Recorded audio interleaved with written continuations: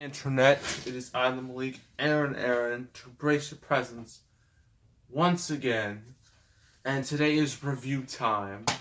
And this review is going to be real special because it is an anime. Haven't done these, too much. Because, I don't know, they're not, they're not that easy to find really good anime. But I think I found one. I found one that all of you will love. This. The Lorax. I'm sorry, Dr. Seuss's The Lorax. My bad. It's not an anime, but the internet says it's an anime, so it's an anime. The Lorax. Yeah. You don't know what the Lorax is? Well, it was a Dr. Seuss book that was turned into a movie because money. This was the fourth Dr. Seuss adaptation. The other three were How the Grinch Stole Christmas, Cat in the Hat, and Horton Hears a Who. Now, The Grinch with Jim Carrey, it's actually alright. Cat in the Hat with Mike Myers is horrendous and highly inappropriate. Horton Hears a Who is actually, some say it's like the best of the Dr. Seuss bunch, which really isn't saying a whole lot. But, it's alright too. And then we have this, made by Illumination Entertainment. The same people made all those Despicable Me movies. And no, I'm not going to review Minions. Ever. So don't ask about that.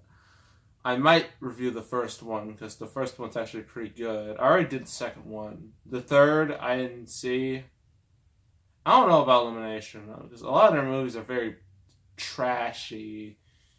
Not in a good way. So, yes. This book... No, I'm sorry. The movie that's based on the book, its whole message is save the trees. Don't cut down the trees.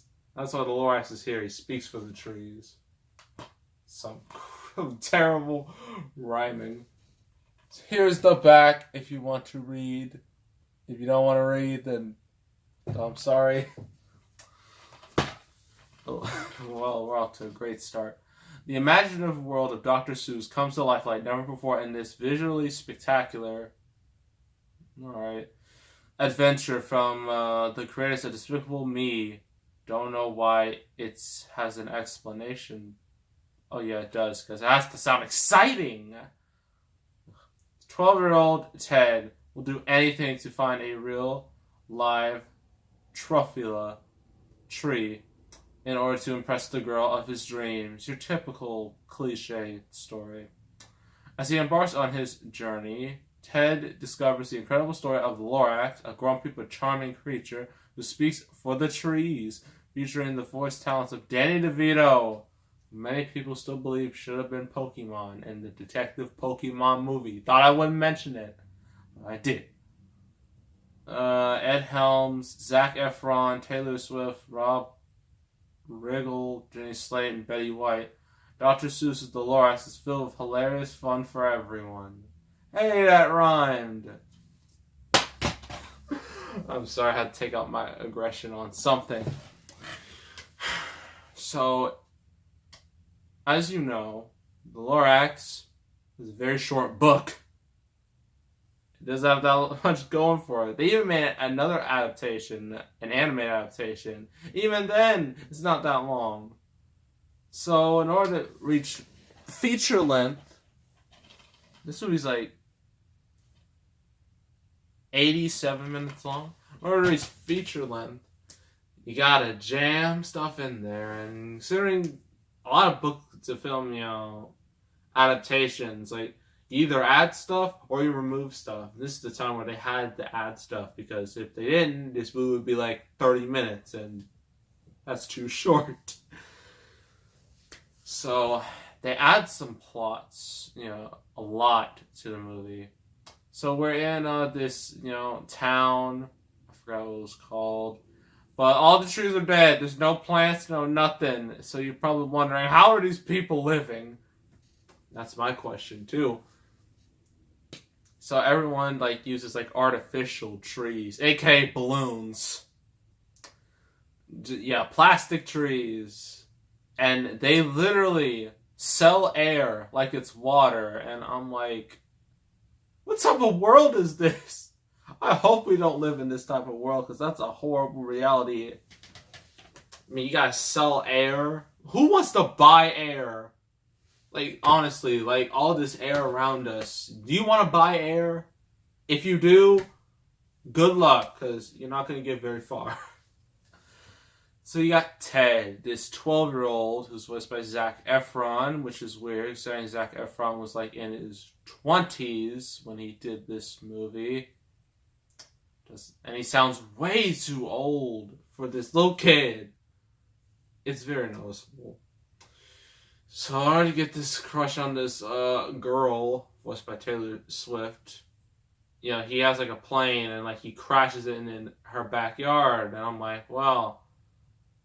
That's, I don't like that method. So, they go to like the back of her house, and then she sees like you see like the back of the house is painted with these trees, you know, these nice looking trees. Even though she says she's never seen one before, so how are you supposed to know that's what trees look like if you've never seen one? There's a plot hole right out the gate. And she talks about how much she loves trees, and Ted brings up like the question, like, what would happen if like someone got you a tree? And she's like, oh, I'd marry him on the spot. So Ted's just like, all right, I'm on it. And so, in order to get this tree, or at least, you know, at least try to, he has to get out of town. Because like the town's kind of like not really a dome, but like this small area. But that also leaves another question. When he leaves town, like in the town, it's all sunny and happy, too happy. But when the moment like he leaves town, everything is like all dark and musty and all just smoke everywhere. I'm just like, how? Like there's no barrier. It's not like there's a dome. I mean, how does like the sunshine, all that, is in the same area as like all the darkness? That doesn't make any sense. It's highly illogical. But Ted goes on his journey on his scooter, and then he finally meets the Onceler. And you know he wants to know, and Ted's like asking him like, "What do you know about trees?" And then the Onceler's just like, "Fine, I'll tell you the story." And if you remember, in the book and I think it was a television adaptation or 2D adaptation, they don't show the Onceler's face. They don't do it. Not once do they show his face. In this movie, they're like, screw that. We're gonna pull a Inspector Gadget, and because in the Inspector Gadget, like, Dr. Claw is supposed to be mysterious, but in the movie they show his face, and here they show the Onceler's face like it's nothing. In fact, they show him in the past, and they show him to be like a guitar playing hipster to make it even better. And I think with the Onceler, I think probably around the time the movie came out, I heard there was like a Tumblr with like all the fangirls about the Onceler, and some dark times. But yeah, he is a hipster, if you ever saw one. And he wants to like start his own business, but like his family just is not supportive at all. In fact, they constantly like bring him down. But eventually he reaches like this nice area, this nice, wonderfully animated area. You got bears, you got fishes that can somehow stand. I don't know how that's possible, but they do stand like this. And there's birds too. Yeah, there's a bird like right there, I believe. Can you see it? Yeah, you can see it right there. So Onceler realizing, I need to do something. So he decides, I'm going to chop down a tree because that's the smart thing to do. And so he chops down the tree. But as soon as he does it, like just lightning and just the clouds open up and then the Lorax shows up. And if you all know the Lorax, he speaks for the trees. Tree hugger. Yeah, he's all about them trees. Even when the tree got cut down, the Lorax and his animal friends, they even do a little memorial for the tree, which was nice. But too bad that was done in not even a minute. And so, the Onceler meets the Lorax, talk for a bit. And Lorax just well, why'd you cut down this tree? And the Onceler's just I'm trying to use it, I'm trying to make something out of this. That way I could be successful. So the movie how do you say it? It goes back and forth from the Onceler story and Ted's uninteresting story. Just like Ready Player One. Except Ready Player One did it better. Because Ready Player One had, at least when you were in the Oasis, it was really exciting and you had fun with spotting references. That was fun. This not as fun. So yeah, you got the O'Hare, that's the whole big evil corporation, because we gotta have big evil corporation in one of these movies, because kids movie, and he doesn't like Ted going out of town like this, and that's not important. So, eventually, the Onceler figures out, well, this is after Lorax literally tried to get rid of him, push him down a waterfall. Eventually, the two, reconcile. And the Onceler creates a thneed, which is basically a piece of fabric. And it becomes a success for some reason, and this whole family starts getting in on the action because they want that. They don't really care about their son; they care about that money. Okay, so they eventually chop down all the trees, and during all this, there's a whole song that's pretty terrible, and it's just really ridiculous, how greedy he became, and like that.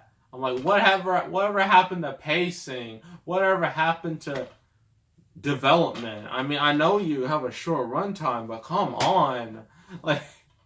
Show a passage of time. It looks like all this happened in a day. It's just so unrealistic. Eventually, all the trees are chopped down, and which means no more business. Which means his family is gone. Which means the Onceler is, all alone, and the Lorax goes all the way back to the sky. That's how that story ends. So Ted, well, the Onceler, he gives Ted, a seed. Please plant it. You gotta save the trees. We don't need any more plastic around here. Well, he doesn't say that, but still.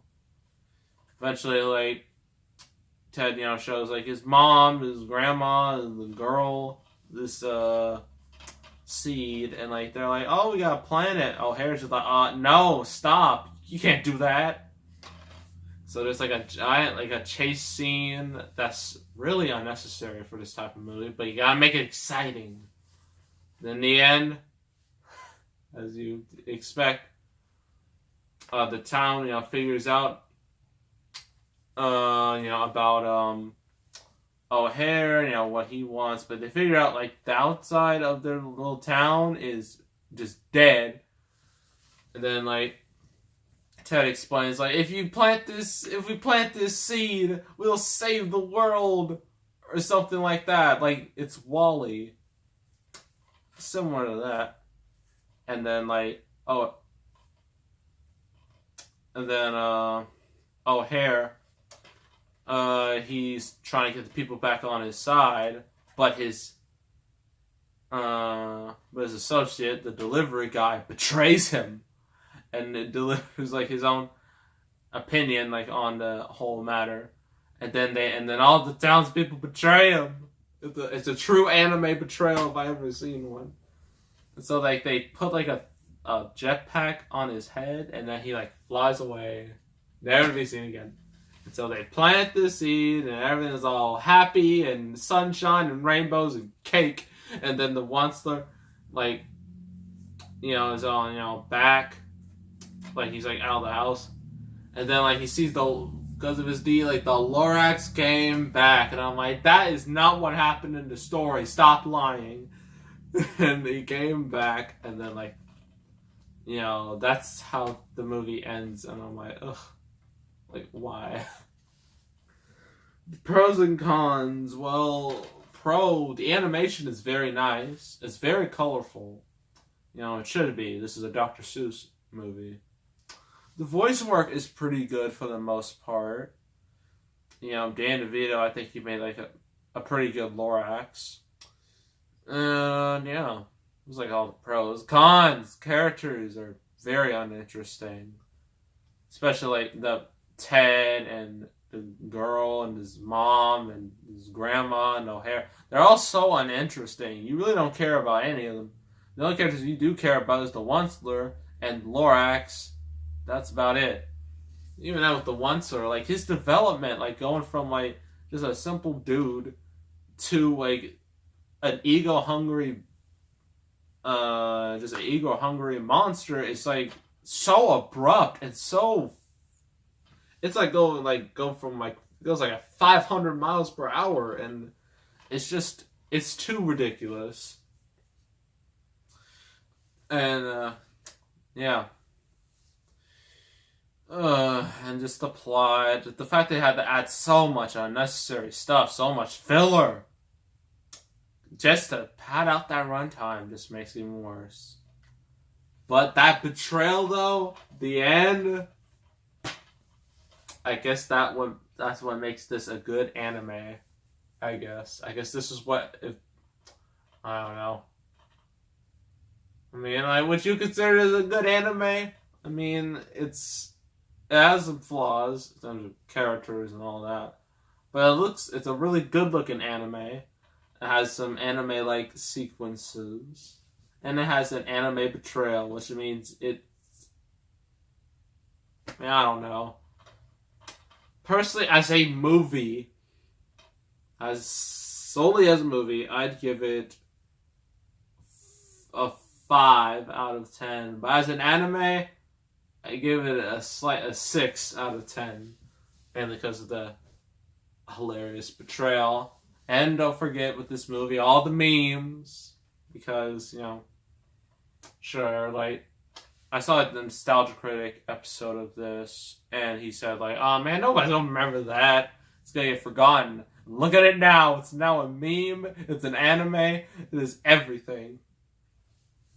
And the internet, use this to create some good stuff. So yeah.